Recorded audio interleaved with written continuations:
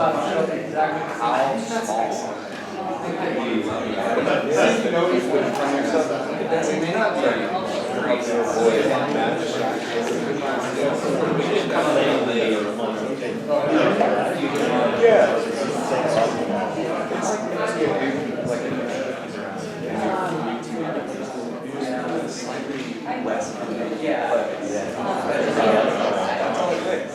Put them in the dryer. So you have to go downstairs to get them. I think it's just called Forest. Oh, yeah. I've done it. It works. Testing 1, 2.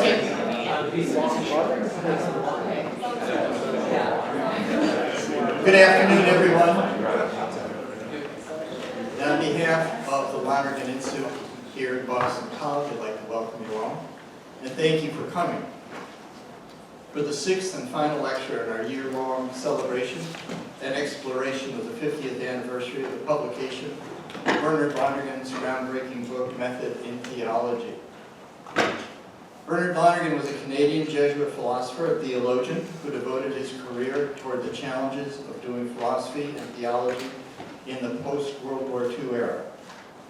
He lived from 1904 to 1984 and taught in Canada, Rome, Harvard, and finally here at Boston College. He wrote over 7,000 pages, now available in his collected works published out of the University of Toronto Press. Yet he published less than a quarter of that during his lifetime. But Lonergan regarded Method in Theology as the crown of his work. As a young man, Lonergan came to the conclusion that Roman Catholic theology had not adequately responded to the ethical, moral, and religious questions raised by modern natural science and modern critical historical method. He did not find the attempts by previous theologians, Catholic or Protestant, to be satisfactory. After completing a series of studies on Thomas Aquinas in 1949, he set to work on the task of finding a proper method for theology. He wrote, "My intention was an exploration of methods, generally, in preparation for the study of a method in theology. But in 1952, it became clear that I was due to start teaching at the Gregorian University in Rome in 1953. So I changed my plan and decided to round off what I had done and published it under the title Insight, a Study of Human Understanding." Only Lonergan could say that the book Insight was rounded off at 750 pages. But he did spend the next 15 years finishing off what he found still missing, and the product was Method in Theology. It has taken scholars decades to fully comprehend the significance and applications of his life's work. This year we have been celebrating and exploring that achievement in a series of 6 lectures and responses stretching from February until today. Our effort in this series of lectures has been to invite scholars of Lonergan's thought to speak on issues of contemporary importance and to ask for responses from scholars from other areas of specialization, along with those specialized in Lonergan's thought. Tonight we have the unusual circumstance that our featured speaker and both respondents are all from Boston College. First then, our featured speaker. Dr. Jeremy Wilkins is Associate Professor of Systematic Theology and Director of the Lonergan Institute here at Boston College. Before returning to Boston College to join our faculty, Professor Wilkins was Associate Professor of Systematic Theology and Director of the Lonergan Research Institute at the University of Toronto's Regis College.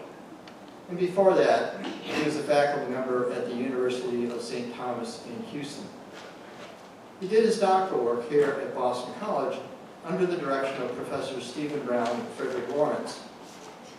His first encounter with the importance of Lonergan's thought, however, came from his teacher at the University of Washington, Professor Patrick Burns. In the earliest years of his career, Professor Wilkins immersed himself in studies of the extensive writings of both St. Thomas Aquinas because of his profound influences on Bernard Lonergan. The outcome of his scholarly work has been unique and fresh understandings of Aquinas. Based upon fresh understandings of Aquinas, and he's raised provocative issues among scholars of Aquinas' work. Based upon his Aquinas scholarship and drawing upon the work of Lonergan and others, he's also sought to better understand, to teach, and to communicate widely about the centrally important Christian beliefs and commitments regarding the gift of divine grace, the three persons in one God, the meaning of the incarnation, and redemption in Christ Jesus. He's taught highly praised courses on all of these topics here and at his previous institutions. In addition to publishing over 30 essays on these topics, Professor Wilkins published his book, Before Truth, Lonergan, Aquinas, and the Problem of Wisdom. And he's also edited 3 other books, Grace and Friendship, Theological Essays in Honor of Frederick Lawrence, as well as 2 volumes in the collected works of Bernard Lonergan, The Redemption and the Incarnate Word. Most recently, he has turned the lens of his theological erudition upon the disturbing trends emerging in the U.S. and internationally on cultural and political scenes. And he's written and given lectures on such topics as Politics and the Cross, Friendship and Responsibility in an Age of Dysfunction, Political Responsibility in a Time of Civil War, and Liberal Education in its New Context. It was my privilege to have Jeremy as a student during his doctoral studies here at Boston College. And out of that came the blessing of sharing with him a friendship that continues to this day. In his student days, I especially appreciated the freshness and vulnerable openness in Jeremy's keen inquiries, always seeking to better understand what was being spoken or written. I was most grateful when he was chosen to succeed me as the director of the Lonergan Institute here at Boston College. Over the course of our friendship and our scholarly conversations, I've come to enjoy his wry sense of humor in turns of phrase that keep conversations ever so human. Finally, I want to say something that pertains to all 3 of our speakers tonight, to Jeremy as well as to his respondents, Catherine Cornille and Dominic Doyle, who I will introduce a little bit later. I want to say of all of them that I know them personally and have been inspired by the warm and loving relationships they have with their families, their spouses, and their children. Academia can and does put inhumane demands on people that can sever family bonds. For me to view these 3 exceptional scholars and teachers and to see how they've cherished their families has been deeply inspiring. When at Boston College we speak of educating the whole person, we will do well to look to the example of these 3 teachers, scholars, spouses, parents, friends, colleagues, and lovers of God. So please join me now in welcoming Dr. Jeremy Wilkins, who will present the final lecture in our series this afternoon, entitled Theology at Twilight, the Incommensurabilities of Religious Meaning.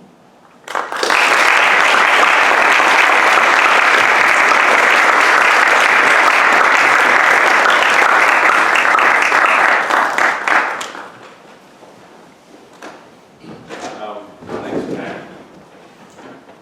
Seems like a lot to live up to.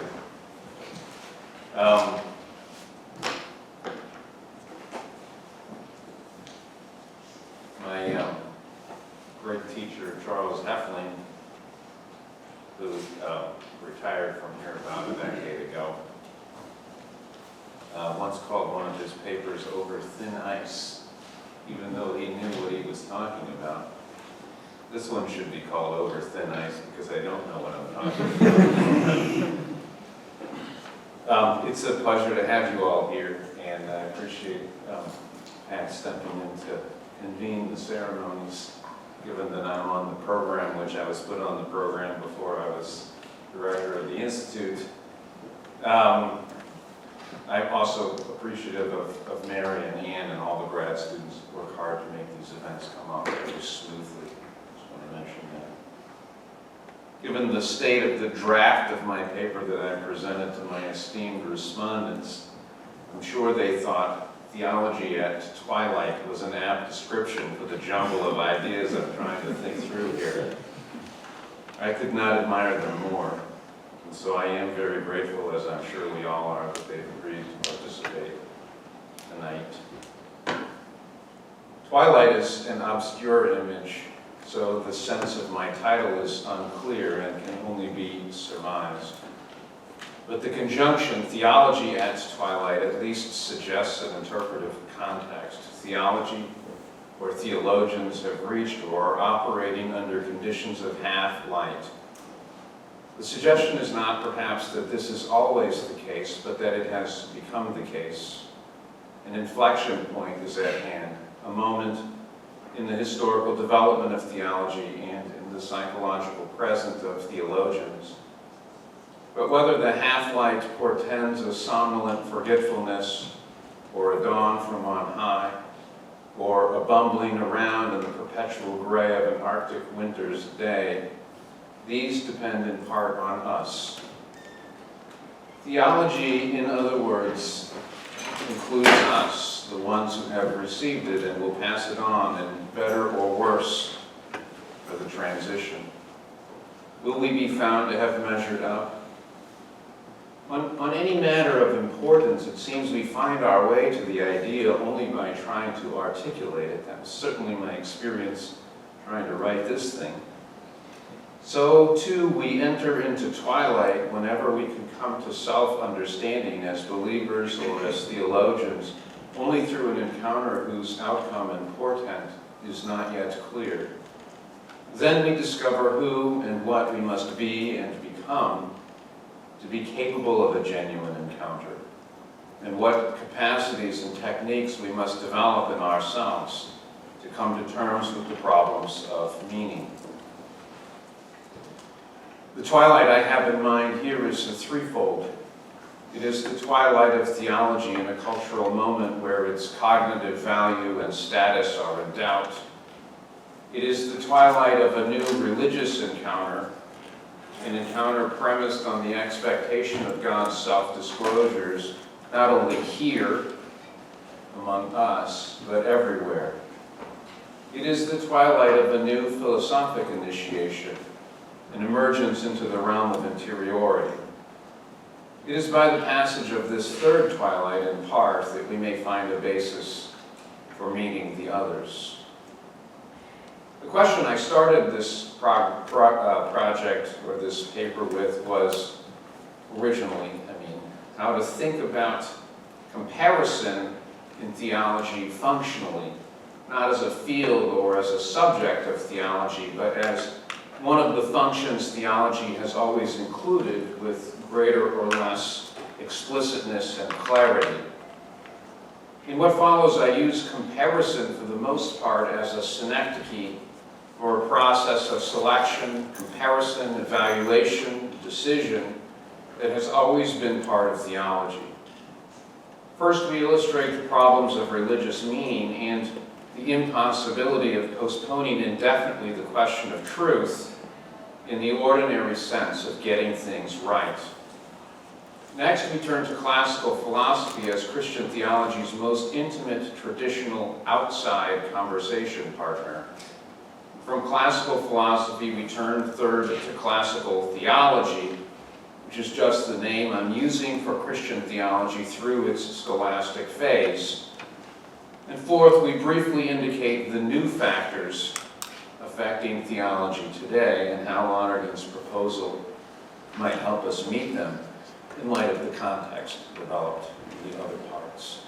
My first section then is problems of religious meaning. A little epigraph. I live by faith in the Son of God who loved me, gave himself up for me. We imagine the crown of thorns of the Lord washing the feet of his disciples, and these are not merely images, but symbols for us. They are laden with feeling.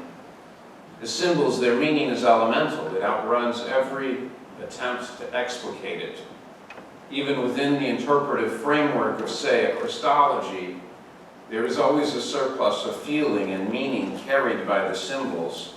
They evoke a response to the incarnate meaning that Christ expresses to us in the totality of his life, inasmuch as we, at different stages in our conversion to him, are able to receive, to understand, to respond to it. Nevertheless, Christians insisted from the outside that the constitutive and effective meanings of the gospel, that is, who it makes us to be and how it bids us to live, could not be separated from its cognitive meaning, its claim to be a wisdom, a teaching imparted by God. In a famous series of letters on his way to trial and execution in Rome sometime near the beginning of the second Christian century, the Bishop Ignatius of Antioch implored Christians at Rome not to try to prevent his execution. "Permit me," he wrote, "to imitate my suffering God. I am God's wheat, and I shall be ground by the teeth of beasts, that I may become the purebred of Christ." For Ignatius, to die a death like Christ's was a form of Eucharistic participation. He wished, through his own chains and condemnation and death, to imitate his suffering God. Against those who suggested that Christ had died only in appearance, Ignatius asked why he, then, should accept a death in reality. In other words, he sensed more than an incidental connection between what really had happened to Christ and what form his own devotion to Christ ought really to take. Ignatius's existential question has a point, I feel, that cannot be evaded. Did God prove his love for us by surrendering a Galilean Jew to be betrayed and sold, abandoned and perjured, condemned, beaten, mocked, to make his painful, lonely ascent to Golgotha? Or was the one to whom these things were permitted to be done and who chose to bear them God's own Son, the beloved Son of the promise? Alternative answers to this question define quite different religions. The difference was not lost on Christianity's most perspicacious critic, Nietzsche. For him, Christians have perfected bad guilt in their teaching that God, their supreme creditor, would sacrifice himself for his debtor. Out of love, he sneers. Is that credible? Out of love for his debtor? But this is indeed the Easter song of the Church. To ransom a slave, you gave up a son. Is it credible that we could be so loved? Is it true? Part 2, Classical Philosophy. It was from the philosophers that the theologians learned their most important techniques for articulating the cognitive meaning of Christian faith, and by their efforts to do so, moved into the realm of systematic meaning, and from shadows and images to the intelligible truth. But philosophy, the love of wisdom, is a revolution in consciousness and not just a specialization in thought. In the first book of his Nicomachean Ethics, Aristotle sets himself to working out an account of the overarching goal to which all human activity ought to tend. This goal, he says, is happiness. But there are different opinions about happiness, and they would indicate different and even disparate modes of conduct. Not every opinion on these matters is equally worthy of examination, but at least the more important ones are. Plato, of course, had already made the examination of opinions central to his dialogues. In doing so, he had raised in a dramatic fashion the chief difficulty that not everyone is a competent judge, but only the one who is ready to accept the self-surrender involved in coming to know. So, like Thrasymachus, some, like Thrasymachus, are not ready because they are mastered by thumos in the form of a desire to win arguments. Heuristic is not for the sake of determining what is so, but only for demonstrating who is stronger. Those who practice it are, therefore, unready to give themselves to philosophia, the love of wisdom, the desire to discover the truth. By implication, then, the examination of opinions has to include one's own, and unreadiness for the light of scrutiny is equally a readiness to flee. The one who cannot put himself or herself at risk flees the twilight of philosophic scrutiny into dusk, not dawn. This readiness is certainly more than a willingness to put oneself at stake, though it cannot be less than that. It is more than that, because there is also a question of aptitude. For both Plato and Aristotle, there remains little probability that the many will ever become competent judges in their own right of what is truly wise, though it's different in a way for Aristotle once he transposes the ethical issue to practical reason. They are not capable of grasping the reasons except as mediated through stories and symbols. But even the ones most capable of philosophy depend on a worthy tradition if their passage through the twilight of philosophic initiation to the dawn of the sunlit world is to become effectively probable. Only the one who understands something of the matter at hand is a qualified judge of it. For those who have received a proper formation, Aristotle observes, the first principles of conduct are already in a way known to them as the fact of their own existence and conduct. Hence, in ethical matters, a good upbringing is not only the most important thing, but, he says, practically the whole ballgame, using the first baseball metaphor in ancient philosophy. Conversely, a person of any age who lacks self-control cannot profit from ethical or political science because such a person is incapable of recognizing the first principles. And those who lack sufficient experience are not mature enough to benefit from the examination of different opinions. There is then no dispensing from the ethical reality of the virtuous and mature person, as we hear repeatedly through the rest of the treatise. Philosophy on this showing is comparative. As a practical matter, philosophy cannot find its first principles otherwise than through an honest examination of the worthy alternative possibilities. While de facto the range of opinions selected for examination is historically conditioned, there is no restriction de jure or a priori to a particular tradition of inquiry. Philosophy is open. It has, therefore, to screen the opinions and select the ones that are worthy of examination. But we should add that the important point of the comparison is not merely to inventory possibilities, although even then a worthwhile inventory could not evade the problem of discriminating between worthless and valuable opinions. The purpose of comparison is to work out criteria for judging the opinions and determining the question. The point is to reach the first principles. If it is genuinely philosophic, if its purpose is to find the first principles, this examination is somehow existential. A principle is first in some order. But in my order of discovery, my way to the principles, I begin from what is first and most evident to me. In that sense, what is first existentially is the self I already have become. As each one is, so does the end seem to her. To reach the first principle, I have to put myself in question. To put myself in question, I must be the kind of person who is ready to risk myself. Unless I am this kind of person, or somehow open to becoming this kind of person, the examination of opinions is of no use to me, except as heuristic, a demonstration of my prowess. If, however, I am ready to put myself at risk, to be tested by the probability that my present opinions and conduct are not the best ones, then I can become a qualified judge.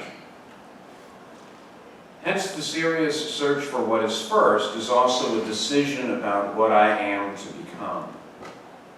The axiom, whatever is received according to the capacity of the receiver, is well known. But it easily escapes us how true this universal principle must be in each of our own cases, and that our capacity to receive should be enlarged as much as possible. The way that leads to the first principles of ethics is also the way that leads to what is existentially first, that is, to the qualified judge, capable of recognizing nobility because she has made herself noble. The development of philosophy is equally the development of philosophers. Perhaps we may note here the universality of this hermeneutical problem. Understanding develops. Its development is our development. It is always preceded by confusion, by not understanding or misunderstanding. Its present state is always incomplete understanding, and incomplete understanding is also inadequate understanding. In Plato, the shift from the imaginal to the intelligible is unmistakable, but it is only in Aristotle that the movement into systematic thinking, systematic meanings comes to maturity. Neither Socrates nor any of his interlocutors are capable of giving explanatory definitions of the virtues. They are capable of examining them by representing the problems linguistically and creating elaborate phantasms, such as the city of speech. But for Plato, the parts of the soul are described, as it were, by distinguishing different elements of the flow of experience: desire, thumos, reason. The Aristotelian division of the soul is in terms of explanatory genera: the organic, the sensitive, the rational. The virtues, in his thought, are defined implicitly in relation to opposed vices on either side, and with reference to the competent judge. It's sort of a philosophic version of something like the periodic table. This movement into systematic meaning, we might say, completes the first passage through the twilight of philosophic initiation into the dawn of the sunlit world. Not everyone makes this passage, and so the wise and the many, as Plato might put it, are living side by side. The objective dimension of the movement is an entry into a new world of meanings, but the subjective dimension is a passage in consciousness, a transformation in the consciousness of the ones who make the passage. Henceforth, there will coexist two discourses: the discourse of everyday life with its objects and concerns, and the discourse of the philosophers with its rather different objects and concerns, objects of which the uninitiated may have only an inkling. And these two discourses are like two worlds, and the philosopher somehow has to live in both. The divergence creates new problems. The discourse of the philosophers, which aims to be explanatory and not only descriptive, has nevertheless to examine opinions that are not in an explanatory form. We will return to this problem when we visit the theologians in the next section. Another problem is the communication of philosophic doctrines, that is, judgments of value and of truth, to those who have not made the passage. Plato, despite the relative limitations of his achievement compared to Aristotle, seems more alive to this part of the problem. He understood that communication to the many could only be achieved through stories and symbols that could reach into their mode of apprehension and appeal to their affective motivations. Hence the noble lies, among which we should probably understand the tale of error, which Socrates unfolds at the end of the Republic. It must have one meaning for the reader who has grasped Socrates' case on behalf of the intrinsic merits of justice, and another for the many dependent upon extrinsic motivations.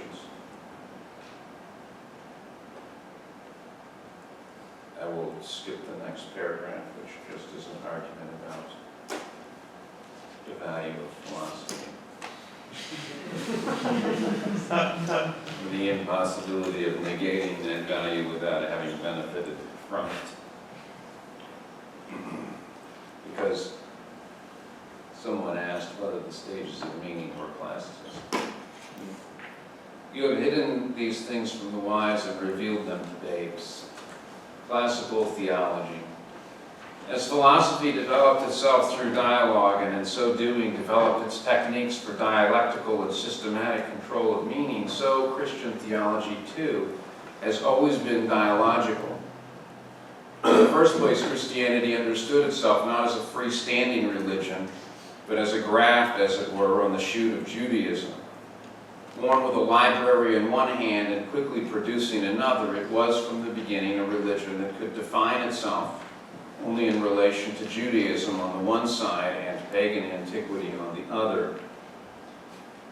The New Testament is not a complete record of early Christian convictions because so many of its most important documents are driven by the conflicts that occurred rather than by a Christian effort to give a systematic account of their beliefs and practices.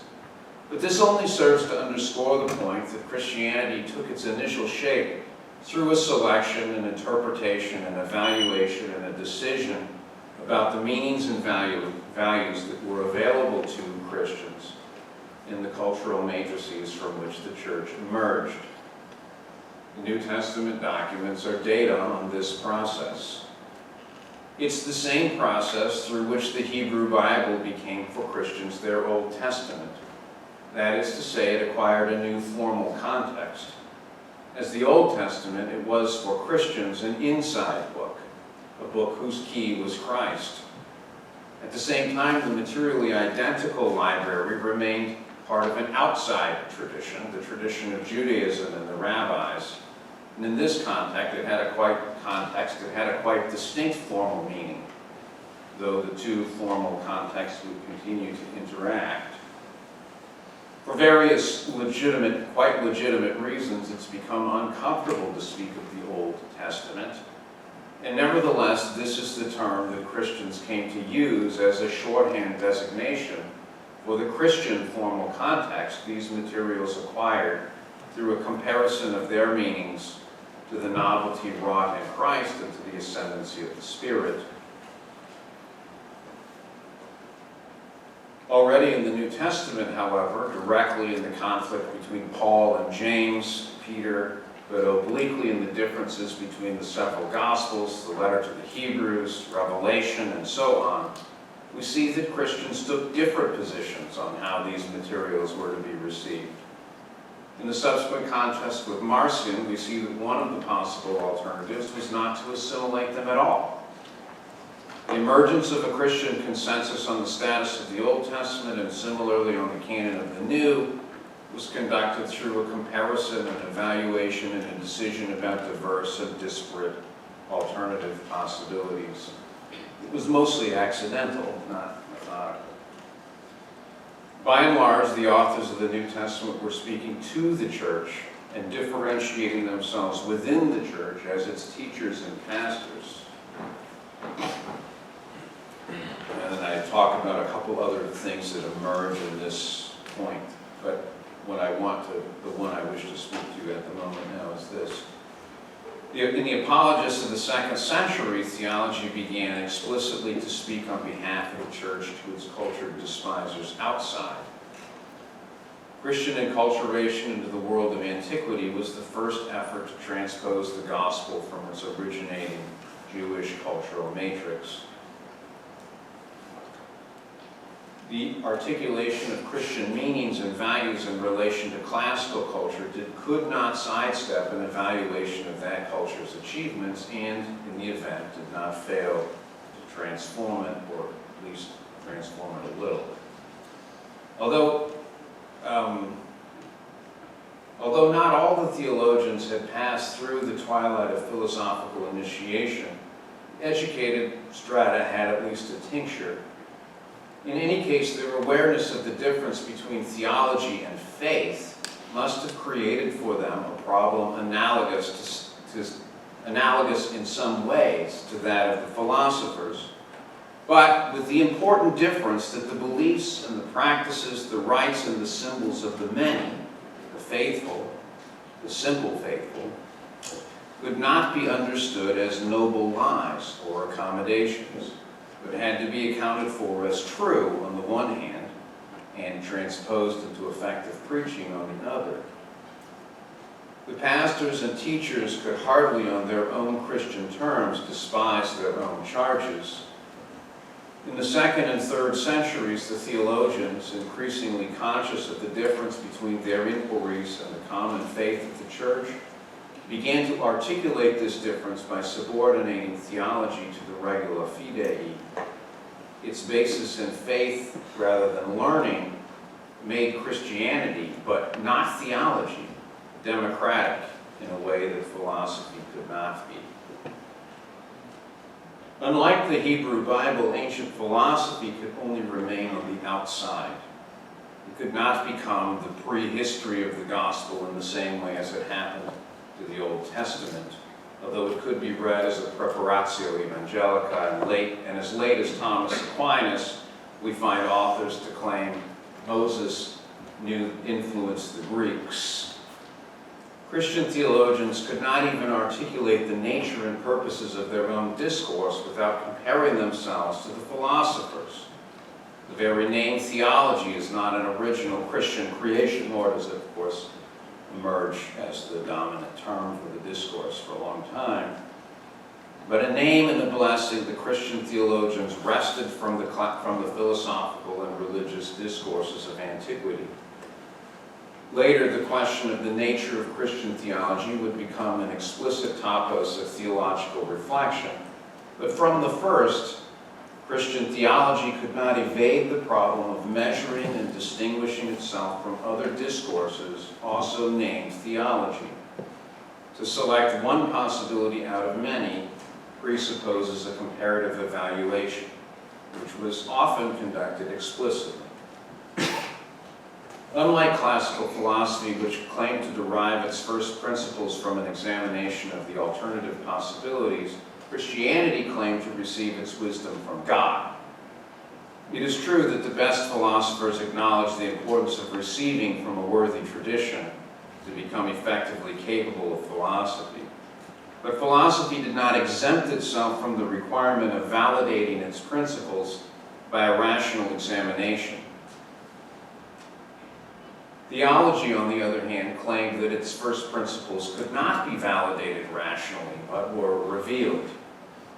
These principles, the articles of faith, could be known only by the acceptance of a divine revelation. This account that theology has generally wanted to give of itself marks an important difference between the discourses of theology and philosophy, even if the complexity of the facts resists too simple a version of it, including, I might even suggest, the version of Thomas Aquinas. Everyone gasped. One of the meanings of theologia was metaphysics, but another was mystical theology, the realm of the cloud of unknowing. Now I'll leave this behind for a moment because I don't have time to really return to it.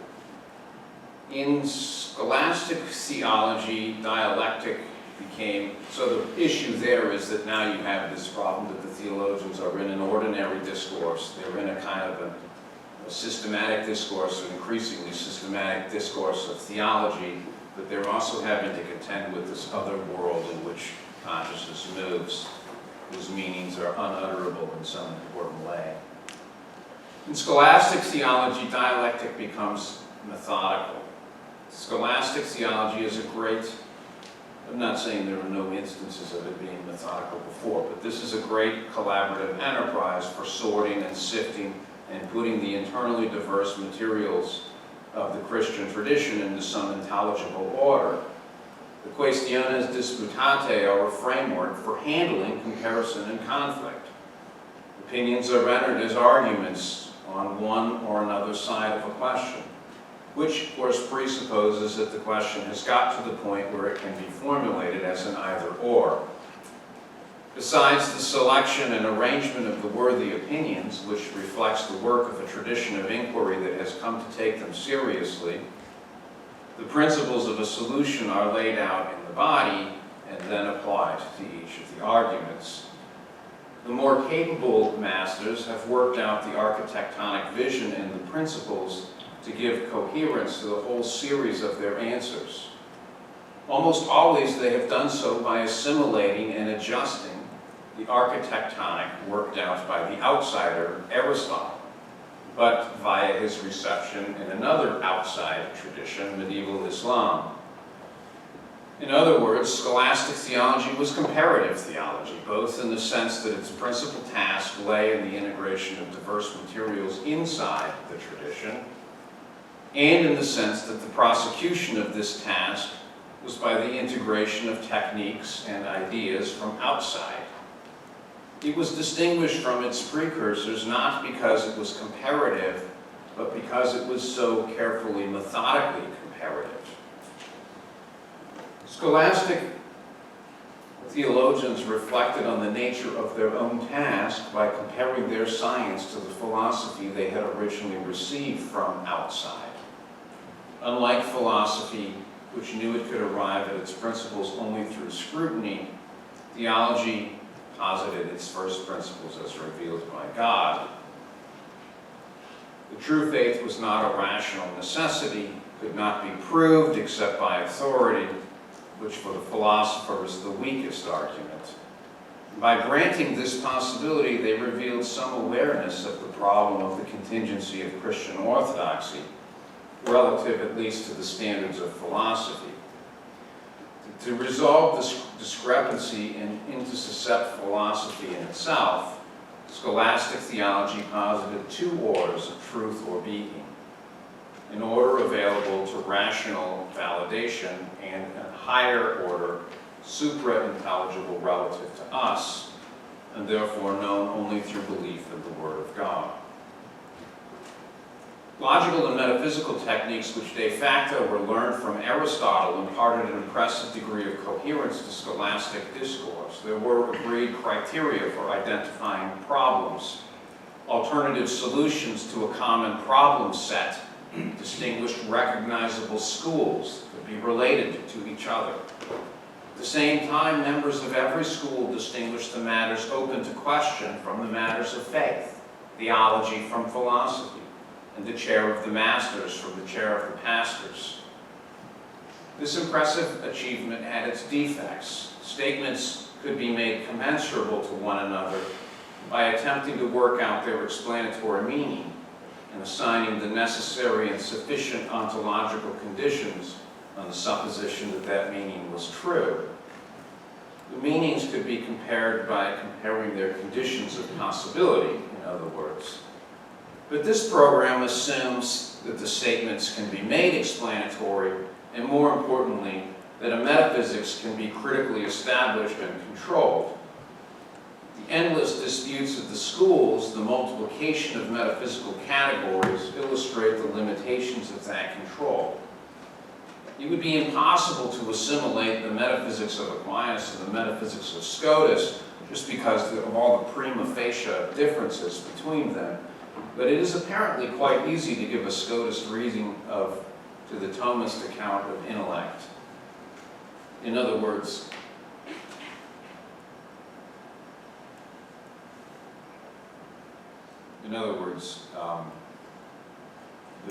just the verbal differences alone make the metaphysical comparison between these two reveal their differences. But since Thomas can be, on intellect, can be interpreted in a Scotist way, you can't really use an appeal to the Thomist theory of intellect in order to clarify why his metaphysics are different.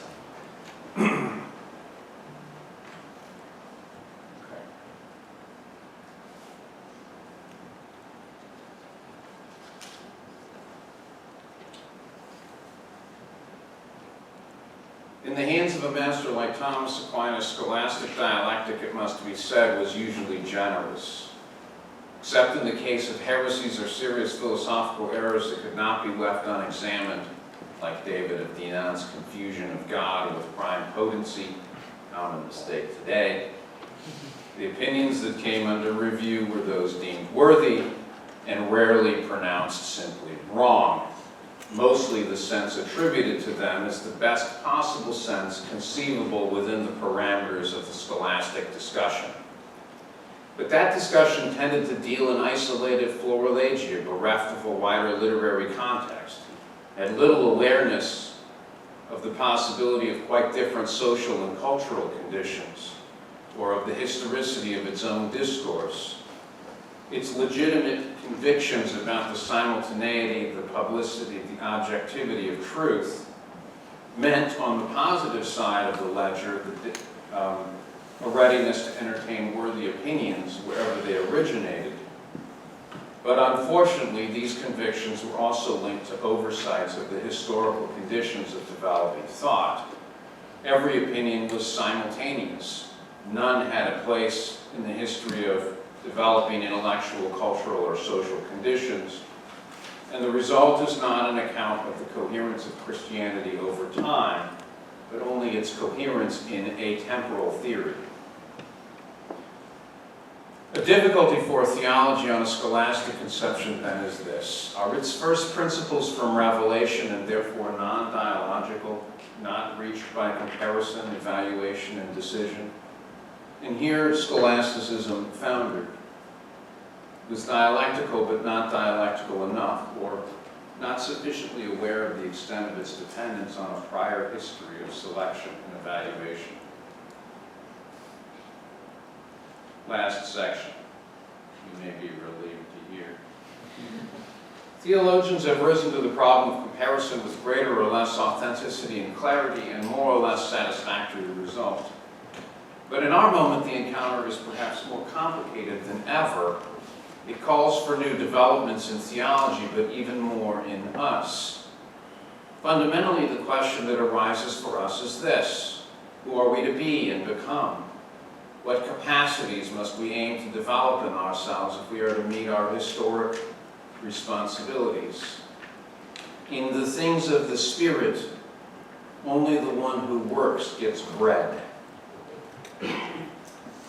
A complicating factor, first, is modern science. The rise of modern science destroyed the basis on which theology had conceived itself as scientific. The new natural sciences acquired the cultural power to shape all other cognitive values around themselves, to establish an unrivaled dominance in the contest for intellectual resources, to propagate its own self-image as the omnicompetent form of knowledge. Natural science in this mode tends to be reductive, that is, to suspect that all knowledge, and therefore all being, finally reduces to physics. This cultural development leaves little room for theology as anything more than a positive study of religious beliefs and practices. Theology has been pushed out of its leading role in intellectual and demotic culture and into the margins of both. In this context, theology has to re-establish its own and religion's legitimacy as forms of knowledge. Religious studies are already unimportant, and theology is suspected of chicanery. Talking about prevailing cultural judgments, not what I happen to think is true. On the positive side of the ledger, we should add that the new sciences emancipated themselves from philosophy. Their marginalization of Aristotelian methods of presentation and argument was also a retrieval of an empirical impulse present in Aristotle but gradually lost in transmission. And the emancipation permitted the emergence of properly autonomous human and natural sciences that can be dialogue partners for theology. Philosophy, too, emancipated from itself from its status as theology's handmaiden. But I owe this insight to a colleague who kindly read my paper. The emancipated philosophy can be too stridently eager to show its independence from theology or even to overcome it. A second factor is history. Critical history of the Bible complicated traditional conceptions of how the sacred text was related to God, to whom it claims to bear witness. And historical consciousness eroded the basis of religious authority by revealing the contingency and often the ugliness of the process by which religious practices and especially religious doctrines came to be. What is known to be contingent can also seem arbitrary. The via analytica of scholastic theology was the determination of the credenda by appeal to authorities. But a theology that knows it has developed cannot take its authorities for granted. Theology is forced to give an account of its own history, to explain why the development of doctrine is not a development of revelation, or if it is not, then a falsification of the premise that Christian doctrine is from a divine revelation. In other words, how do we improve what God has revealed beyond the reach of our understanding? The third factor is a transition from a normative to an empirical notion of culture or fragmentary cultures. And in this respect, relativity has to be disengaged from relativism, and it has to be shown that perspectivism does not dissolve objectivity, and that evaluation and decision can be something more than arbitrary. A new basis for normativity has to be established not in the products of human intelligence and decision, that is, not in any culture, but in transcendental subjectivity. Theology and the humanities are more vulnerable to critique than the natural sciences, which have the air of immunity from historicity. The combination of these first three factors has made it impossible for theology to suppose the truths of revelation simply as its starting point, even if it is existentially still the case that we all start with what we have received. Theology has to give an account of its possession of these truths, explain why they are not arbitrarily arrived at, and why they are knowledge. A fourth factor is the long and confused twilight of philosophic initiation. I mean, a new initiation that builds on the first. Philosophy is a specialization of thought, but also a revolution in consciousness. Plato compares the differentiation or the revolution to being dragged from the reflections and effigies in the artificial light of the cave to emerge dazed and confused into the sunlit world above. But he was referring to a first passage of philosophic initiation, from the sensible and the first for us to the intelligible and the first in itself. I am referring to a second, a new twilight of philosophic initiation, the one Lonergan calls self-appropriation, an entry into the world of interiority, or into the third stage of meaning. The failure of scholastic metaphysics to critically validate its categories invited a new post-metaphysical philosophy. That philosophy is existential. It has made explicit the existential implications that always were latent in the twilight of philosophic initiation. If the specific program of Cartesian doubt was a fool's errand, still it obliged the scrutiny of presuppositions. If Hegel could not complete the system, still he obliged philosophers to account for the existence of other views. The way to meet these needs, I am persuaded, is through the practice of self-appropriation. As our medieval forebears had to develop in themselves techniques for the metaphysical and the logical control of meaning, so we, without failing to reach up to their achievements, are called to develop further techniques for interior attention. Self-appropriation, then, is the twilight of a new philosophic initiation. It has to generalize the empirical turn of modern science to take in the data of human consciousness. It has to reach a fuller understanding of the dimensions of meaning and the polymorphism of consciousness in ourselves and others. It can ground a critique of knowledge that would answer the pretensions of science, the reductive pretensions, but also of relative perspectivism. It can develop a critical metaphysics, would be more effective as a tool than its scholastic forebears. It is a passage into a new stage. In particular, we have to continue to develop in ourselves techniques for an explanatory account of meanings that of themselves are not in an explanatory but in a descriptive form. We are asking questions the participants in the original encounters were not able to ask, let alone answer in a satisfactory way. Another happy formulation derived from a recent conversation. A fifth factor this is my last factor, is the twilight of a very changed religious situation. Secularization has brought into question old assumptions about the redemptive role of the church. Pluralism has made encounter more probable. The basis on which Christian theology has historically encountered alternative theologies, which make different kinds of claims for themselves than most traditions of philosophy, is no longer persuasive in the face of genuine holiness. Just as critical history troubled our conception of the Bible's relation to God, so interreligious encounter troubles our traditional conception of how other sacred texts and traditions may be related to God. Theology becomes, in part, a hermeneutics of divine agency in human cultures. It asks, what is God doing here? And here has become everywhere.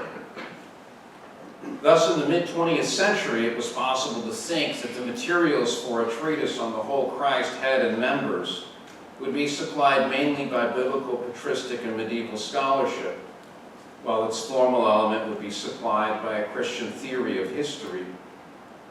But the changed religious situation is such that we should now have to say that the material elements for such a consideration would have to take in the history of all religions, while its formal element would have to include the results of a comparative evaluation ready to say something about what God is doing with the religions. It is in this new situation that comparative theology has emerged as a distinct field of theological inquiry and a distinct subject of theological instruction. That development is all to the good. As a field of theological investigation, comparative theology wants to be theology, not religious studies. It is not content to research and interpret texts, rites, and other practices, or to discover and report their histories, or to engage in the minor bit of dialectic that regards the correct account of these things. It understands itself as proceeding to the larger, more important dialectic that determines not just the truth of our interpretations, but the truth of the matters themselves. This question bears not only on the effective meaning, what they might indicate for our conduct, or their constitutive validity, who they would make us to be. It also involves their cognitive meaning, their claims about ultimate reality.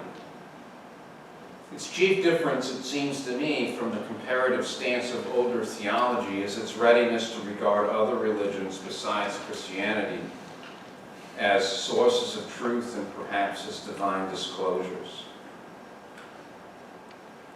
In this context, I would distinguish the religious from the methodological component.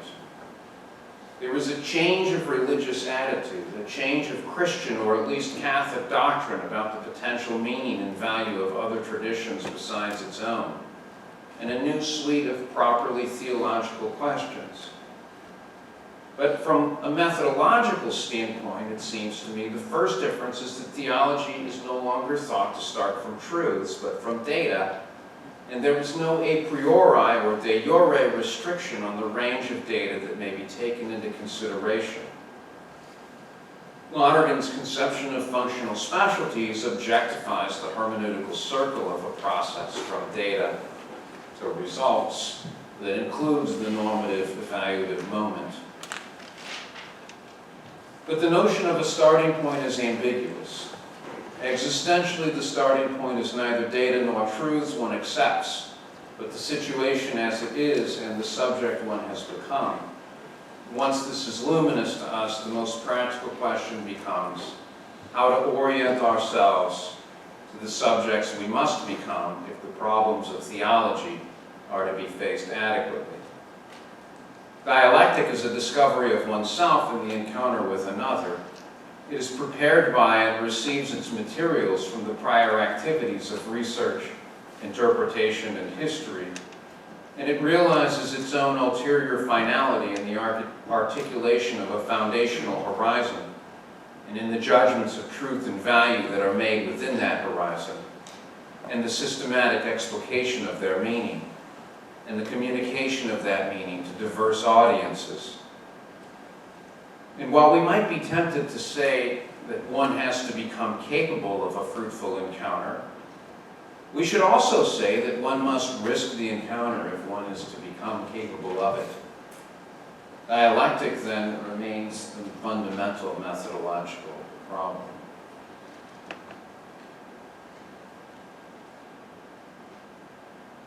It took Christian theologians, with the help of techniques they learned from the philosophers, the better part of 6 centuries to achieve a satisfactory set of judgments expressing their convictions about Ignatius's suffering God. They don't say Ignatius's convictions, that's a large question. If indeed we are moving into a new stage of meaning and a new stage of religious encounter, we might also expect to be in twilight a very long time. Arise then, let us tend to our lamps. Thank you.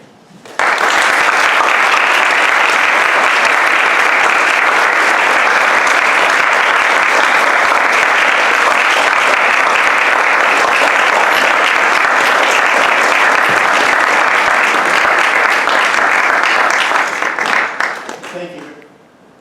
Thank you. Thank you. Thank you very much, Jeremy. I don't do well in this technique. We are incarnate beings, and we have a bit more of discourse to do, but maybe it would be helpful in respecting our bodies. We all just sort of stood up and stretched a bit before we move on to the next part of our program.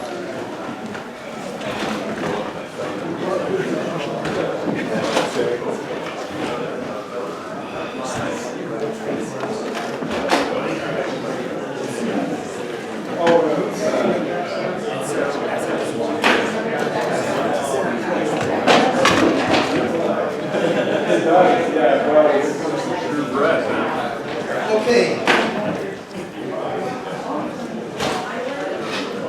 So the second part of our program begins with responses. There will be time for questions in response to Jeremy Wilkins' lecture, and also to the responses that we're about to hear. So let me introduce then our 2 respondents. And recall what I said about them as members of communities of family and academy and friendship circles and worshiping communities. First then, Dr. Catherine Cornille is the Newton College alumni, professor of comparative theology here at Boston College. A native of Belgium, she received her doctorate in religious studies at the Catholic University of Leuven, where she also did her undergraduate studies. She earned a master's degree in religious studies, specializing in Asian religions at the renowned graduate department at the University of Hawaii. Professor Cornille has held faculty positions also at King's College London, the Catholic University of Leuven, and the College of the Holy Cross.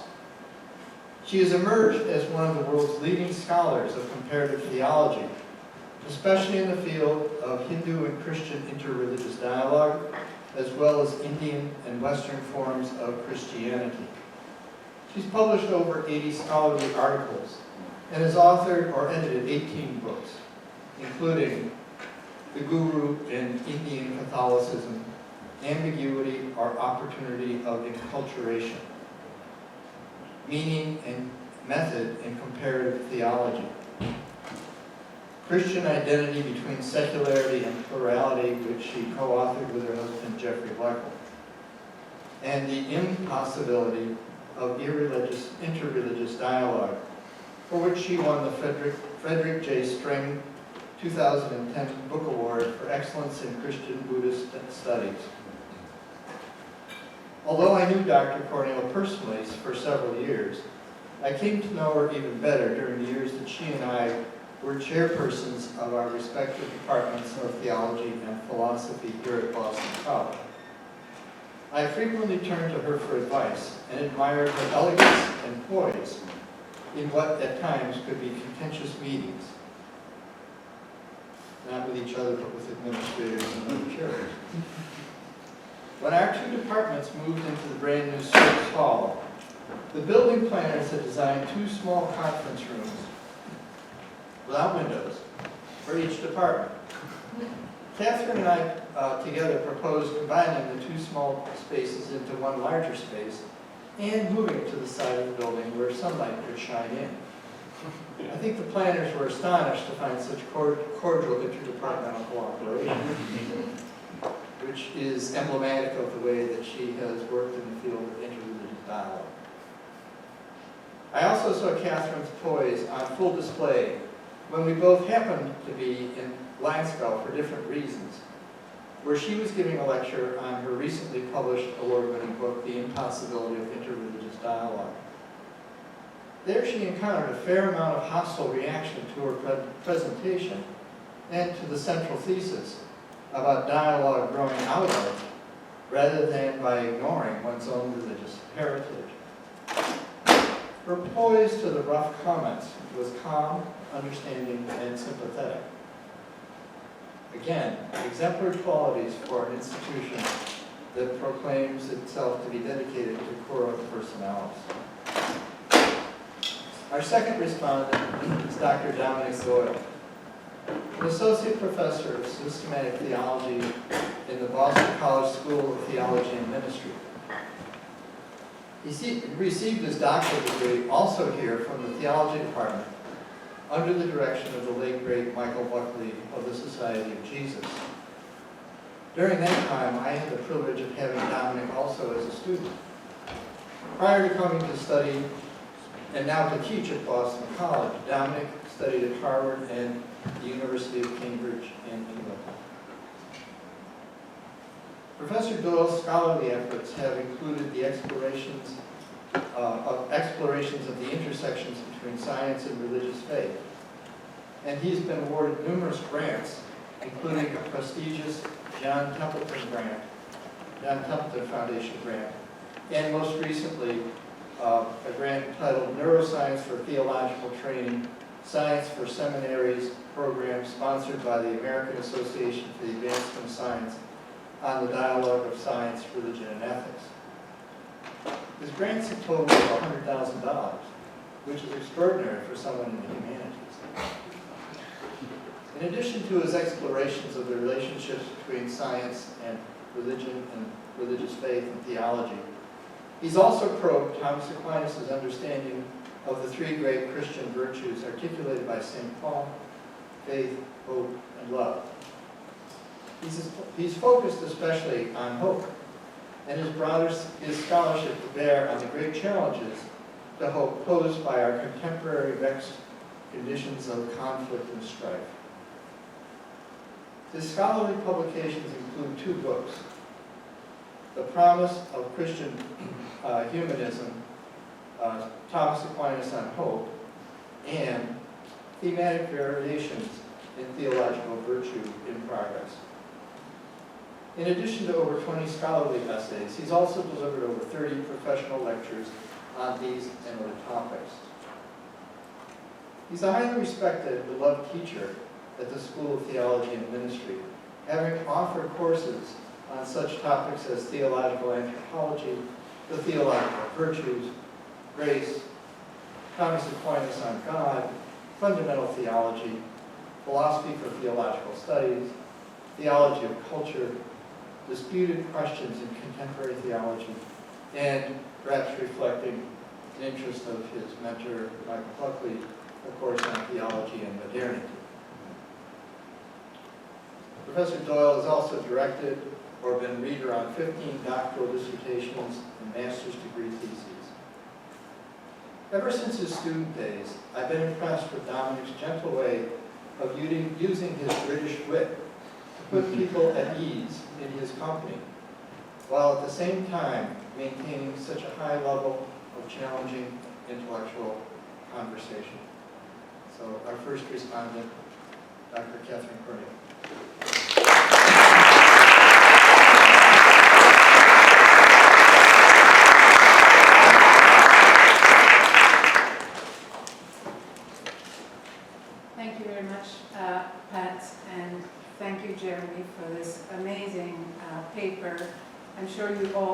sense that it's an impossible task to respond to the richness and the density of this kind of exposition.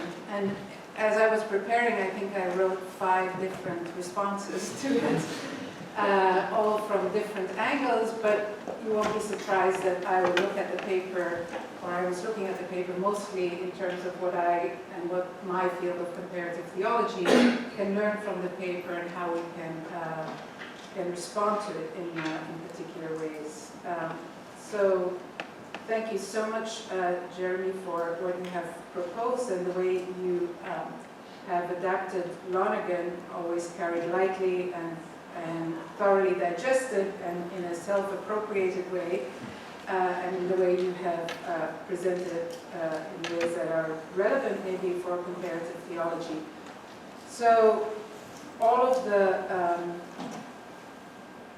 dense philosophical and theological discussion, I think, is relevant insofar as they help us with one very important and central question in comparative theology, namely the question of discernment of truth in other religious traditions. And what are the foundations for discerning the truth, and how can we understand these foundations? I think one of the really important contributions of Jeremy's paper is that it puts into question what these foundations are in a very radical way. So he not only puts the foundations of theology proper into question, but also the way in which those foundations are constantly subject to historical development and challenge from the outside. And in comparative theology, I have often made a distinction between confessional and meta-confessional comparative theology. And confessional comparative theology starts from theological premises of a particular tradition and thinks on the basis of these premises to discern elements of truth and value in another religious tradition, whereas meta-confessional comparative theology abstracts itself from the givenness of any particular tradition to think more in universal terms about what is true and valid in other religious traditions. And one of the things I learned from this paper is that sometimes, as a confessional comparative theologian, we can lean a little bit too easily on the givenness of revelation in our own tradition, and it might make us sometimes spiritually lazy instead of really having a critical self-reflection also and putting ourselves up also for question in the dialogue with other religious traditions. What I really appreciate in Jeremy's paper and in all of his work is also the emphasis that you put on self-appropriation, and that Lonergan puts, of course, on conversion as a very important element in the process of discernment. And that's another element where I say that we lean too easily on just the givenness of our own religious tradition. Maybe that sort of also is a way to become lazy about that element of personal spiritual conversion. So one thing when I was reading Lonergan, and I'm very embarrassed to quote Lonergan to Lonerganians here, is the following quote that I think is very important for comparative theologians, where he says, "Only through the movement towards cognitional and real self-transcendence, by which he overcomes his own conflicts, can the theologian hope to discern the ambivalence at work in others and the measure in which they have resolved their problems. Only through such discernment can he hope to appreciate all that has been intelligent, true and good in the past, even in the lives and thoughts of his opponents." So that element of self-conversion was something that I really woke up to in reading Lonergan and hearing it again from Jeremy today.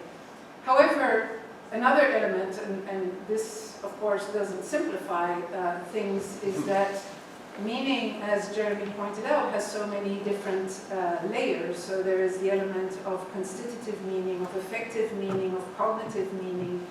And when we do comparative theology, what are we focused on? What layer of meaning are we looking for or focused on when we engage in other religious tradition? And this is a really complex question. It also applies, of course, to our own tradition. What are the layers of meaning that we are engaging from our own tradition in discerning truth in the other religious tradition? And maybe it would help to give some examples from my own field of Hindu-Christian comparative theology to show that it's not always that self-evident.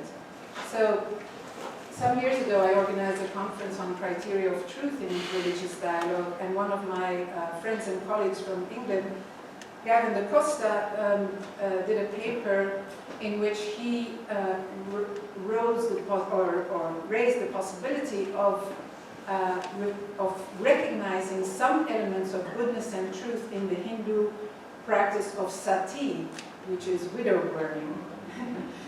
Of course, this is very shocking for a Christian to hear, because everything that we think of with sati is absolutely against the fundamental principles of Christianity, of the dignity of every human being, the equality of men and women and so on, or the equal validity of, or the importance of life. All of these elements, raise our hairs when we think of sati as possibly compatible with Christianity. But then he gave actually a very thought-provoking analysis of how a sati, a woman who decides to burn herself on the sacrificial or on the funeral pyre of her husband, is actually performing the ultimate form of self-sacrifice for the benefit not only of herself but also of others. So in that sense, you could say that the performance of sati, where she burns up not only her dharma, but also the dharma of her husband and maybe her children and her ancestors in the seventh generation, is this really redemptive act that she performs in the name of others. So this is one layer of interpretation of sati. What do we do with that as Christians? How do we negotiate all the different layers of, I would call this would probably be called a kind of constitutive meaning, but of course the cognitive meaning then of sati, where it's embedded in a worldview that does subjugate women and regards women as always dependent on their husbands, and therefore she would, lead a destitute life after her husband would die and so on. So that's the whole cognitive context, I suppose, in which we have to think of sati and in which we have to judge sati. But there is an element in there of meaning, when we talk about all these different layers of meaning, that could be seen as something to think about or consider. And another maybe less shocking or less controversial example is the way in which yoga and Christianity has become a topic of hot discussion in the church today. So in Christian reflection, there are these two radically opposed camps, some that totally reject yoga as a form of, or as leading to possession by evil spirits and as a form of idolatry and as leading to kind of a post-Christian reality and so forth. So a total rejection of yoga as completely incompatible with Christianity. And on the other hand, a movement that's also very alive and has a lot of followers in Christianity, of Christian practitioners of yoga, who see no incompatibility at all. In fact, they see yoga as a form of integrating the body in prayer, of focusing the mind, of bringing about an integration of spirit and body, of reflecting, in fact, an incarnational reality in Christianity and so forth. So you see how, depending on what you focus on in the tradition and what your criteria are for judging the other religious tradition, you can go into very different directions and have very different discernments.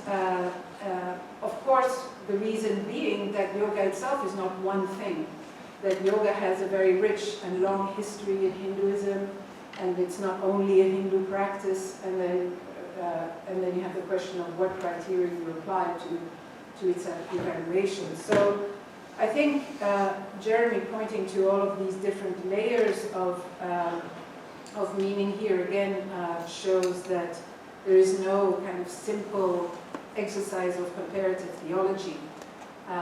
Added to all the complexity of evaluation is the complexity of possibility and the multiplicity, the sheer endless multiplicity of possibility in comparative theology. So if even one phenomena has all these levels of meaning in one tradition, there are all the other phenomena in one other tradition, and there are all the other traditions. So where do you even start with comparative theology? So this kind of daunting reality can lead sometimes, I think, to a kind of paralysis or to a kind of reservation on the part of theologians to really engage with comparative theology itself. And I don't know whether there is an easy answer to this kind of problematic, but a few ways in which I have tried to deal with it is by focusing as a comparative theologian, not randomly on any phenomenon or on any tradition, but looking at what are the burning questions within any particular tradition that can be the basis for new understanding through engagement with another religious tradition. Because the problem is, of course, that you can compare everything with everything. But if we focus on what colleagues in systematic theology, in ethics, in history are struggling with in terms of their questioning and their making sense of, and then we engage other religious traditions to see what we can bring to that kind of discussion, I think that helps us to at least sort of focus the discussion and keep comparative theology as part of a tradition where we have a kind of common discourse and possibility for exchange going forward.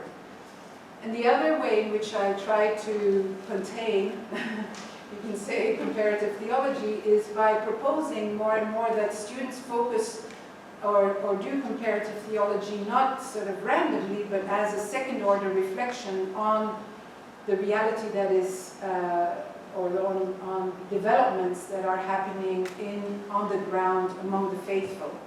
So what we see is that more and more believers are spontaneously integrating elements from different religious traditions. You know, you can call that religious hybridity or multiple religious belonging.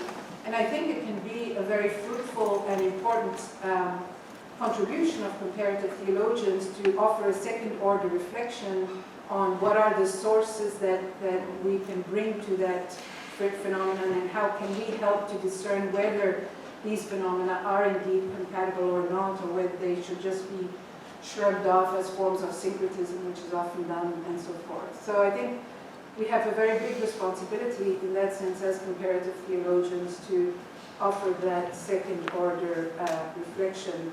But I do want to go back to something that that Jeremy stated at the end also, that from a methodological standpoint, the first difference is that theology is no longer thought to start from truths, but from data.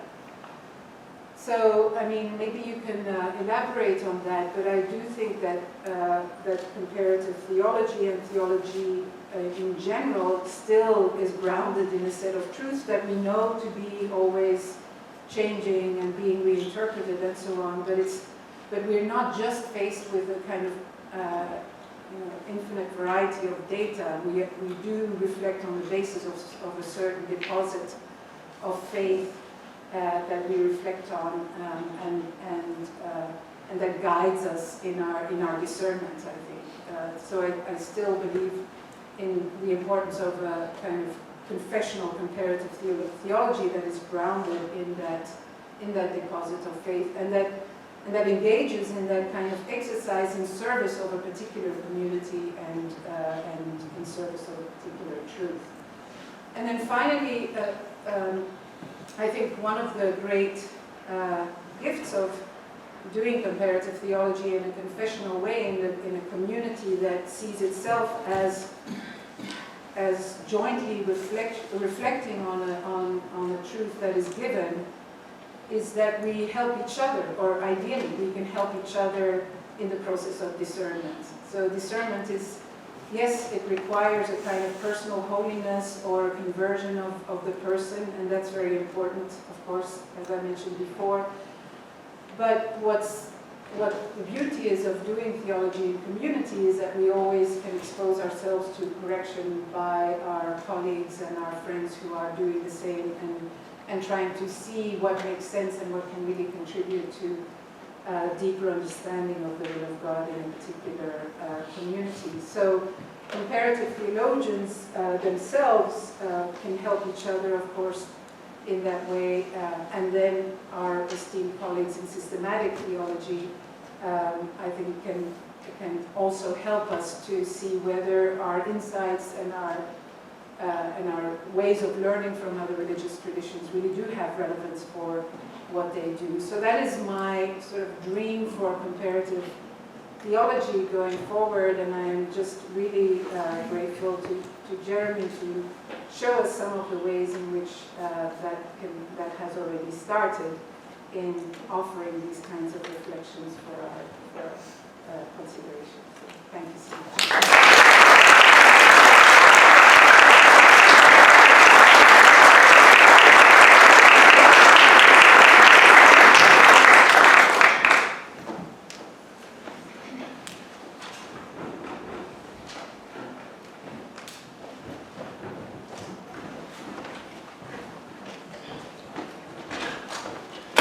Thank you, Pat, for that generous introduction, and thank you to my class who graciously came to this lecture, realizing I couldn't buy their cake when I was at the time. It's an honor to be invited to respond to Jeremy, from whom I've learned so much over the years. He was a year ahead of me in the theology PhD program here. And I'm sure I speak for many people here or watching on Zoom, that I'm very grateful for your intellectual gifts and your generosity and humor in sharing them with us and enriching our theological quest. Thank you. And I also wanted to put in a plug for Jeremy's book. It is a terrific summary. It's one of the best things I've read on Lonergan. It's a wonderful distillation, a very clear and accessible book on Lonergan's method, its relevance, its enduring relevance. The title is Before Truth. Jeremy tells me it's going to be part of a trilogy. The second is going to be just the truth. And the third, which I think he's asked me to ghostwrite, will be Error Strikes Back or something. I just want to say a few words about the capacity in which I offer these reflections. I'm not a Lonerganian. I love Lonergan. I've benefited enormously, but I'm not a Lonergan expert. I said to Fred once, I'm a closet Lonerganian. He said, come on, you've got to get out of the closet. So, I'm now an ally. I consider myself an ally. It's in that capacity that I offer these reflections on a theme that Jeremy ended his paper with, and that Catherine picked up as well, on the theme of the importance of self-appropriation, especially for making sense of pluralism.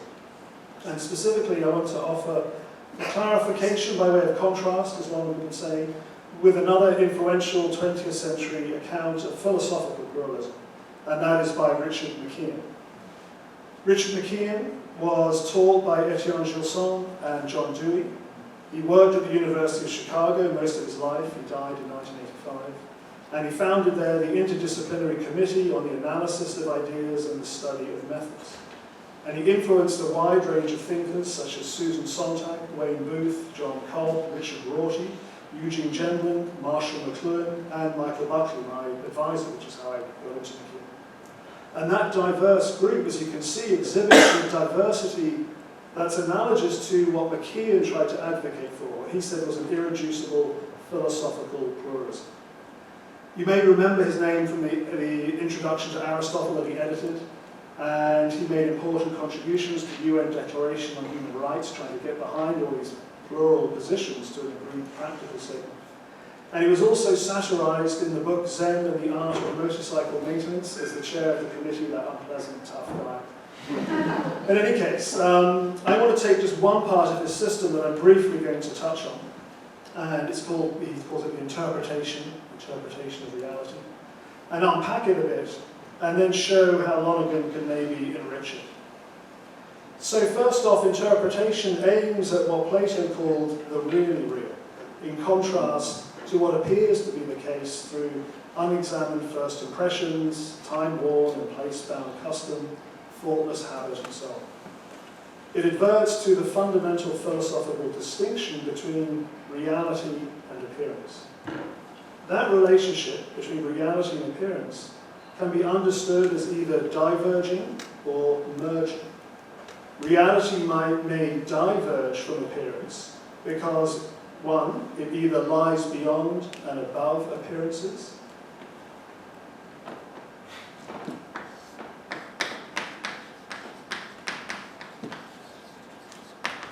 and I'm just going to put these up on the board because they're four, I'll keep referring to them. The transcendental interpretation. For example, Plato's forms, Kant's noumenal realm. Or, secondly, reality can underlie appearances, what McKeon called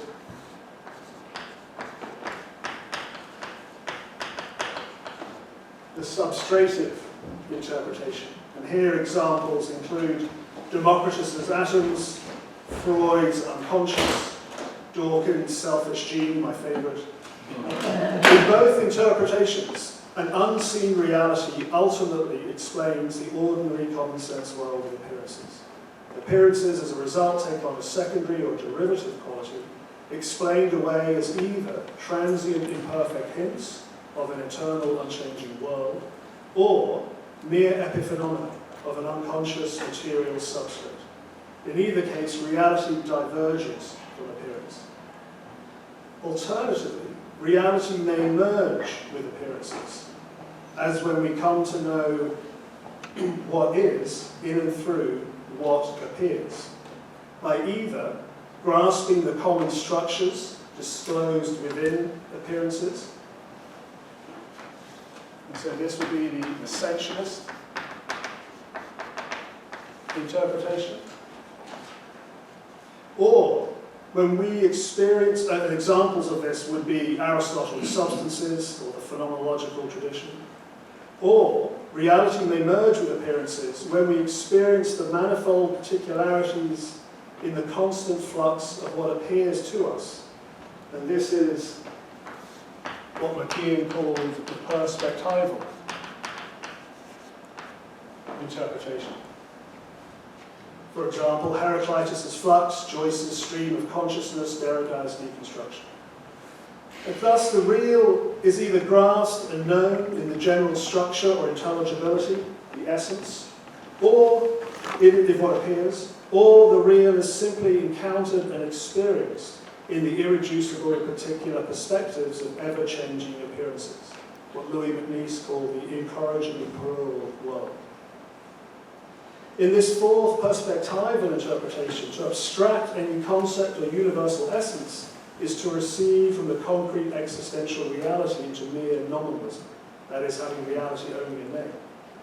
McKeon calls this, because it deals with concrete existence, the existential interpretation, and it's perhaps what Scotus is getting at with his notion of hexeatas, of thisness, a key term in Gerald Manley Hopkins' description of his lyric poetic attempts to capture and convey the singular, unrepeatable uniqueness of a thing or a person.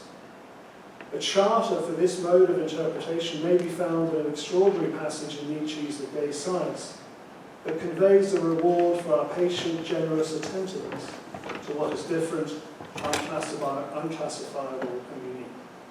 Nietzsche says, one must learn to love. This is what happens to us in music. First, one has to learn to hear a figure and melody at all, to detect and distinguish it, to isolate and to limit it as a separate life. Then it requires some exertion and goodwill to tolerate it in spite of its strangeness, and be kind-hearted about its oddity. But that is what happens to us not only in music, that is how we've learned to love all things that we now love. In the end, we are always rewarded for our goodwill, our patience, fair-mindedness, and gentleness with what is strange. Gradually it sheds its veil and turns out to be a new and indescribable beauty. That is his thanks for our hospitality. This is a lovely description by Nietzsche on the strength of this perspectival sign. It seems to tie into your, Catherine, your theme of hospitality in comparative dialogue, this generosity, this difference. By contrast, the third essentialist position says that poetic sensibility is great, but it actually often fails to advert to the patterns that are in fact common to many particulars. In Lonergan's view, the one who grasps a concept experiences that abstraction as enriching, as he sees intelligibility immanent in the data, and now can communicate that insight through concepts. So, what I want to say now, that's McKeon's in a nutshell position, and what I want to do now is say that McKeon's argument for the viability of irreducible philosophical pluralism, at least to my mind, impedes the Catholic commitment to the unity of truth and the Thomist aspiration for an architectonic wisdom that orders all human inquiry around a theological core. Or to put it less ambitiously, less pompously, one doesn't have to be a hyper-organized grumpy Thomist, as Balthazar said, to point out that all these positions cannot all be true. Ultimate reality cannot at the same time and in the same respect both underlie and transcend appearances. We cannot, in the final analysis, be both selfish genes and immortal souls. A disciplined appreciation of pluralism may be desirable, but it need not entail a wanton embrace. So to move to Lonergan. Lonergan's notion of dialectic, which we've heard about today, is a strategy for reducing some of the multiplicity of these viewpoints back to their root cause in the presence or absence of intellectual, moral, and religious conversion. The treatment of this problem for Lonergan, then, reaches a more comprehensive viewpoint, as it goes beyond an objective map of the results of a philosophical inquiry of texts that we get from McKeon, to a subjective awareness of the theological claims upon the inquiry, Lonergan emphasizes. And it's acceptance or avoidance of this theological claims which go a long way to account for the existence of such a stubborn and confusing pluralism. For the issue cannot be solved by gathering more evidence. Any new information, Lonergan says, will be as susceptible of opposed interpretations as the data at present available. The cause of the gross differences is a gross difference of horizon, and the proportionate remedy is nothing less than a conversion. So dialectic then examines not the mere fact, but the underlying reasons for diverging viewpoints. Its concern is not the accidental differences of historical context, individual temperament, semantic variance, but, to quote Lonergan, the fundamental conflicts stemming from an explicit or implicit cognitional theory, ethical stance, and religious outlook. Dialectic thus brings to light, Lonergan says, the polymorphism of human consciousness, the deep and unreconcilable oppositions of religious, moral, and intellectual issues. As such, dialectic objectifies subjective differences and promotes conversion.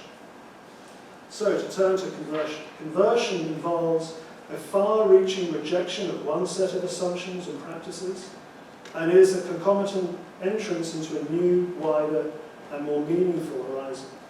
In Lonergan's account, it is threefold: intellectual, moral, and religious. Although always incomplete and often precarious, it can be conceptualized in the following ideal terms.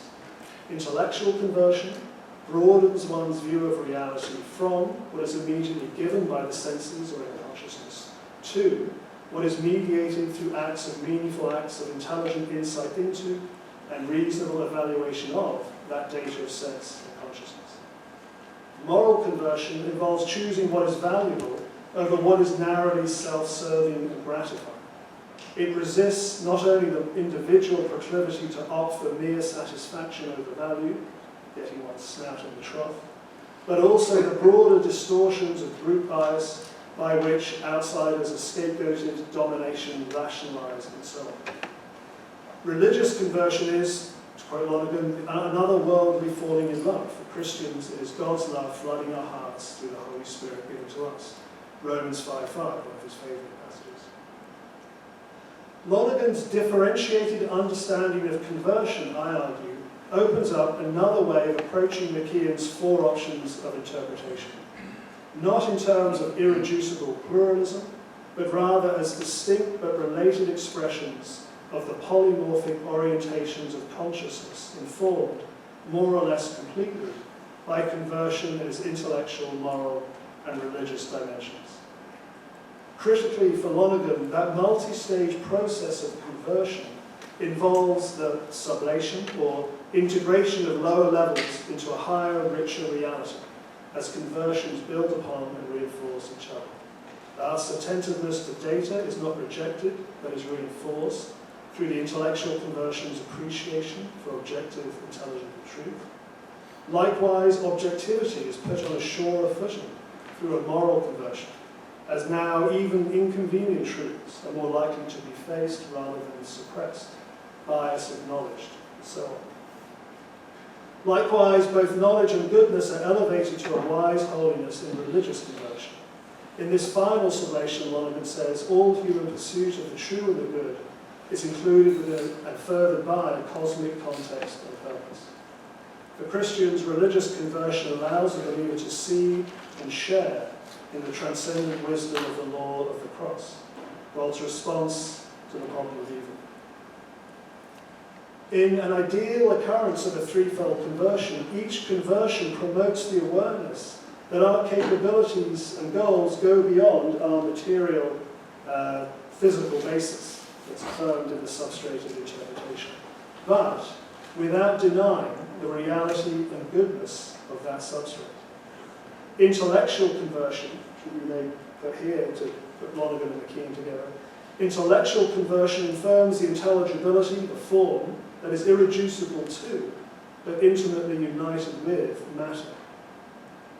Moral conversion promotes values beyond physical satisfaction, and thus moves a person to commit to particular groups to enact specific policies and so on, but always with a view of how best to share that pie of the material substrate.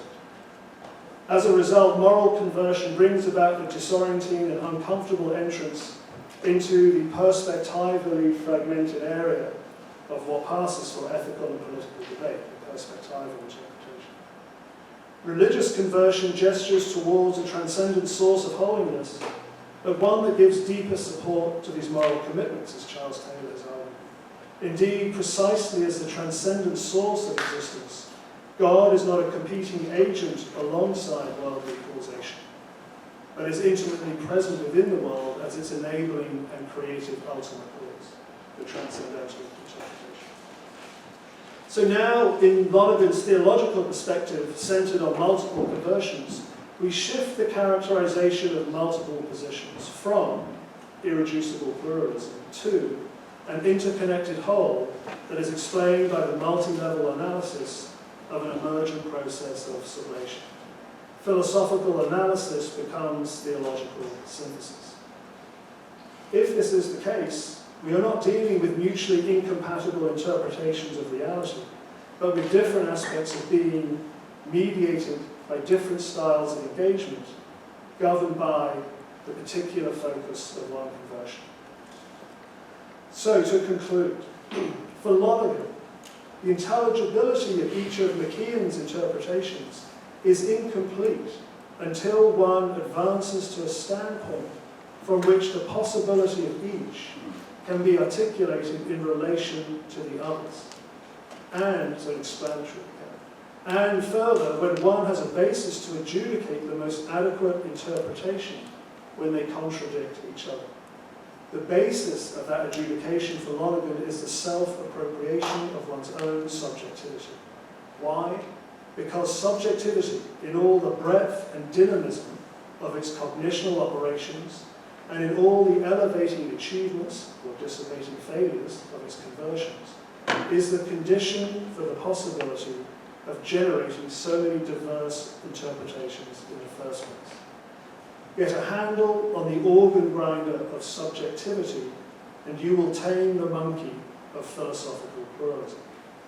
Alternatively, ignore the complex, fertile richness of our subjectivity, and you may play whichever part you choose in the ensuing farce, as that monkey jumps opportunistically to now this, now that branch of the ever-sprawling intellectual fashion industry, a phrase I got from Jeremy, unaware of its own theoretical assumptions and uncomprehending of others. Only a firm grasp and internalized awareness of something like Lonergan's account of cognition operations and their attendant conversions can guide us through the otherwise trackless thicket of philosophical pluralism. Thank you.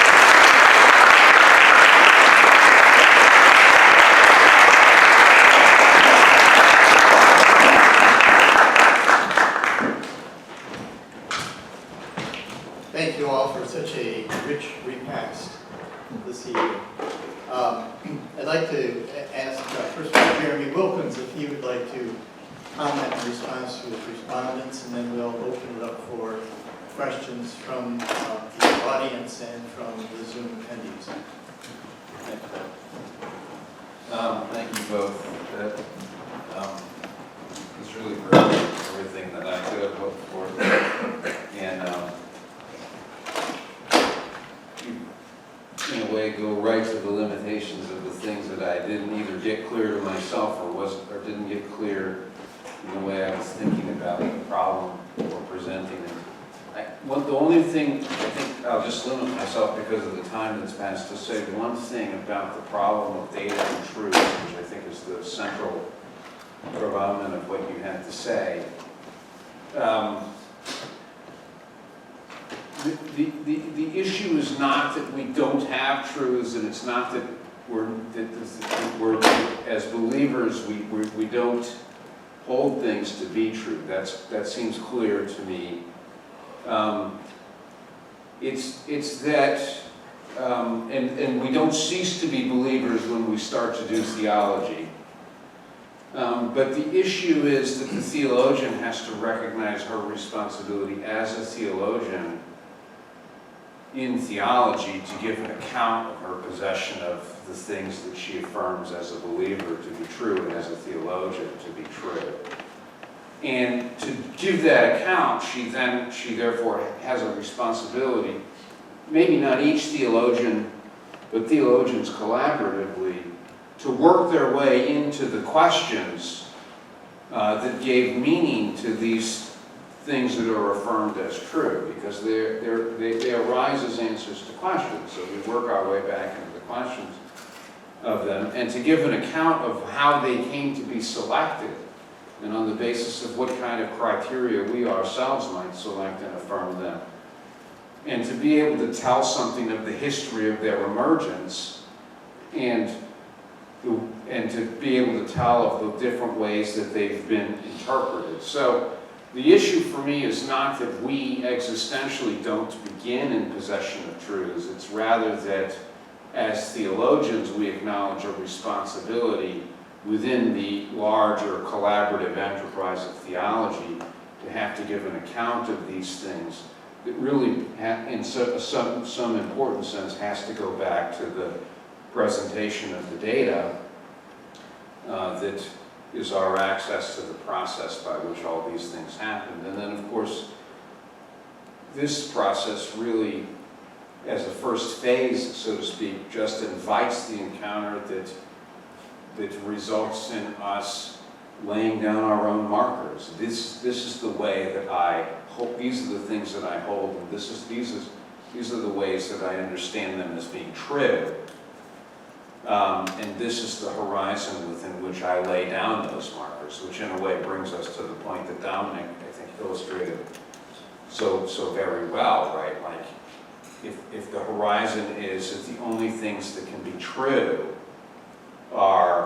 and real are things that are somehow out there and that I can run into, or if I had the right kind of feet, I could kick them, then of course I can't affirm things that are spiritual, and I can't affirm things that are the intelligibly true in the proper sense. And so then I'm stuck with sort of the early Augustine, God must be somehow kind of a water that fills up the sponge of the universe, or you know, equally more fashionable today, because everybody today thinks that we don't make that mistake. But of course, process theology is a version of that same mistake, and scientific reductionism is a version of the same mistake. And so it's to get oneself into the position of being able to sort all that out, why these mistakes are being made, is kind of the existential challenge that in fact arises from the process of trying to give the account of how the different positions arise, and why then I myself would take a stand one place rather than another. That's the way I'm thinking about this. There's a zillion other things that are so interesting that I can talk about, but I'm going to stop because everybody's heard more than enough from me. I'm extremely grateful for what you both have done here to really help us think through the problems of these issues. So thank you very much.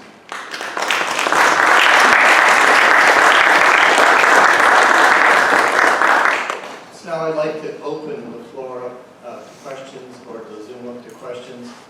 And I'm going to ask, because I have another commitment that I have to leave for, I'm going to ask Jeremy to moderate the question and answer period. And so if you, in asking your question, if you could please indicate whether you're posing it to Jeremy or to Catherine Cornille or to Dominic Doyle. Thanks. I guess I'm back. Just when you thought you were to be spared. We won't go on too much longer, because everybody must be hot and tired and hungry. Or maybe I'm just projecting. Any questions, comments? Fred? It's more a comment than a question. It seems to me that what you're really saying is virtually what's really needed in the Twilight is that we concentrate on dialectics and foundations. Right. And in doing so, from the point of view of interiority, we realize we have to really talk about not just truth or truths, but the truth of existence, which has to do with feelings as the massive driving force of human beings' lives. So there's a sense in which the openness and generosity and humility that would be needed to do that is crucial, I would say, for what Dominic was talking about and Catherine was talking about. I have a Kenyan friend who, whenever he meets me, instead of saying, "How are you?" he says, "How are you feeling?" So he's zooming in on the big issue. Yeah. It seems to me, and so that's just a comment. Yeah, well, just one thing in response, in terms of how you related it to what I was saying. I mean, I think that that's right. That's where the fundamental issue lies. And the thing that's so valuable, like in what the kinds of examples that Catherine brings to our attention, like thinking about this problem of sati or whatever, to bring oneself to a thing that sort of feels,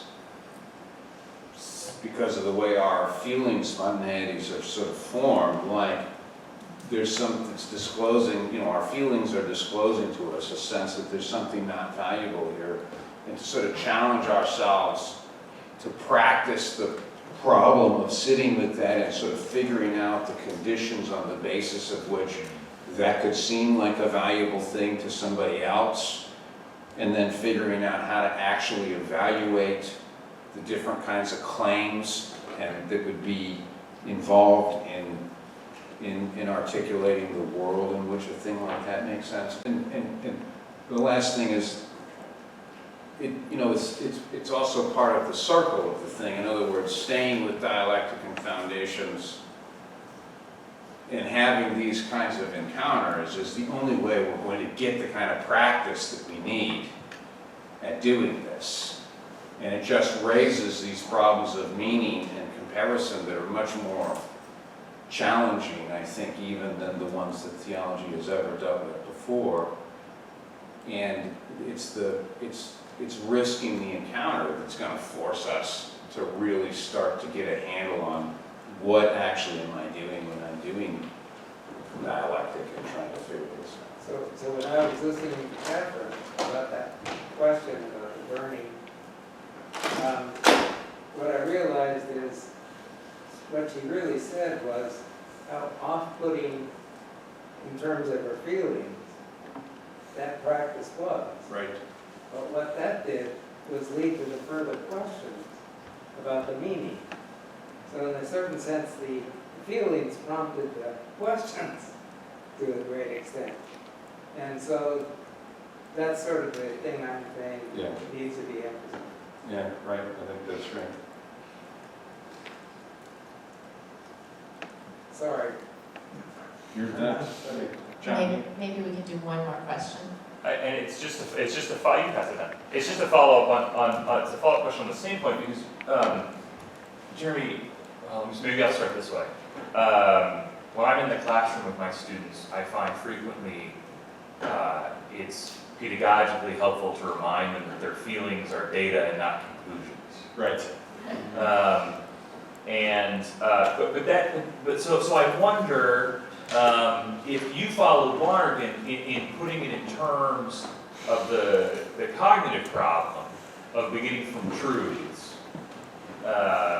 as given and pivoting to giving this account that begins from data, this further giving account of ourselves, which arises in a particular cultural context, and he gives a kind of genealogy of that. But I wonder if there's a cognitive problem here that's maybe more characteristic of our context, which is the feelings considered as conclusions. Yeah. And a need to make a methodological pivot where we can give some account of the moral judgments that we make on the basis of those, right? That there's a transposition from the cognitive to the affective for the contemporary Twilight. I don't know, is that plausible to you? It's a super great question, and I don't know. You know what I say to my students that's parallel or analogous to what you say is that your feelings aren't self-validating. They're posing questions for you, but they're not self-validating.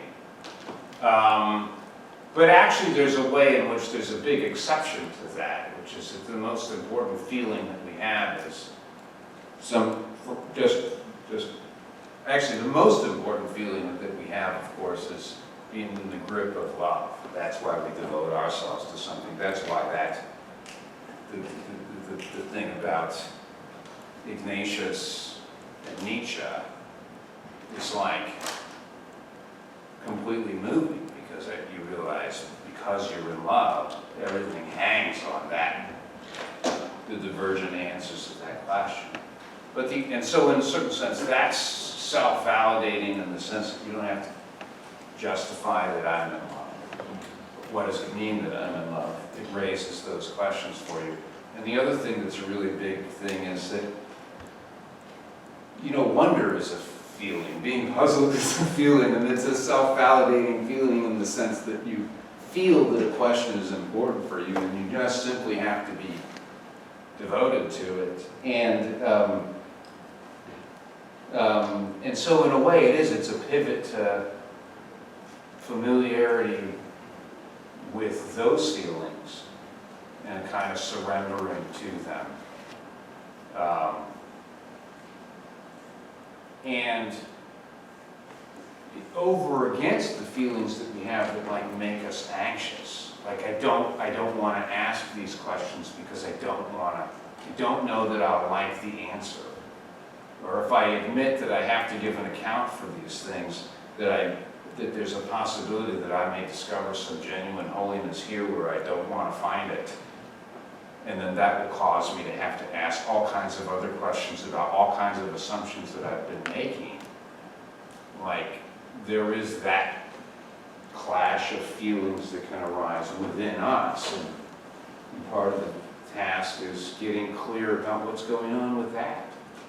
Like, because anxiety is a huge motivator of theological inquiry and non-inquiry.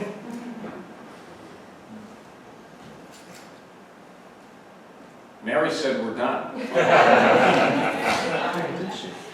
Do you guys have anything last that you would like to say? No? Everybody is worn out. Thank you all very much.